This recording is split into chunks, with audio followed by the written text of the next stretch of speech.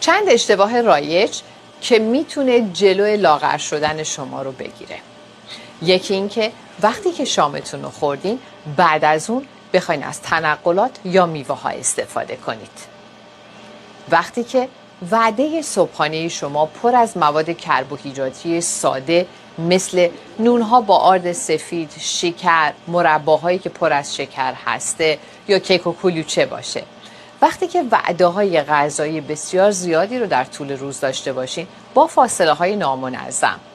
وقتی که تو تمامی وعده های اصلیتون سعی کنید موادی شبیه به برنج یا نون رو داشته باشید هر روزه.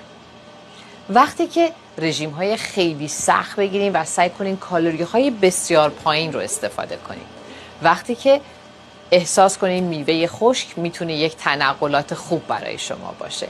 وقتی که فیبر لازم رو به بدن نرسونید، یعنی سبزیجات کمی رو استفاده کنید. همه اینها اشتباهات رایجی هست که جلوی لاغر شدن شما رو میگیره. فراموش نکنید. مرسی.